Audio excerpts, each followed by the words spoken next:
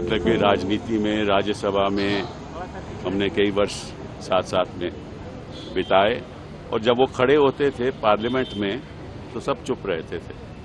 He used to mesmerize Parliament by his interventions.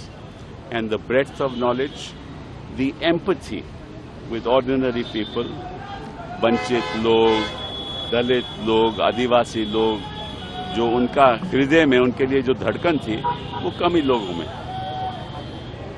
में है. तो मैं तो समझता हूं कि हिंदुस्तान को, इस देश को बहुत भारी नुकसान हुआ है कि इतनी जल्द वो चले गए. बहुत बहुत धन्यवाद. सीताराम येचुरी जी देश के उन बड़े नेताओं में थे जिन्होंने समय पड़ने पर देश में विचारधाराओं में सेतु बनाने का भी काम किया है. सीताराम येचुरी जीवन भर संघर्ष किए, अपनी विचारधारा को और जनता तक पहुंचाने के लिए पूरा अपना जीवन उन्होंने लगा दिया. जहां अपनी कम्युनिस्ट विचारधारा के लिए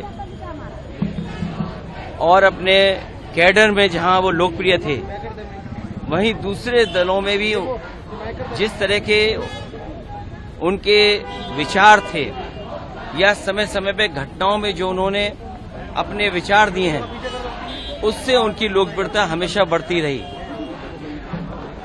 सीताराम येचुरी जी हमेशा याद किए जाएंगे और उस पीढ़ी के नेता रहे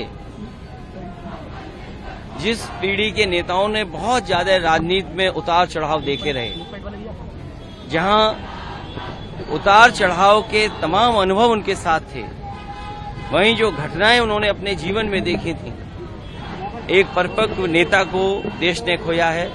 उसकी कमी हमेशा उनके दल को तो रहेगी, लेकिन देश में जो राजनीति को दिशा देने वाले तमाम लोगों से प्रेरणा लेते रहेंगे. सीताराम येचुरी जी का निधन इंडिया गठबंधन और देश की राजनीति के लिए अपूरणीय क्षति है.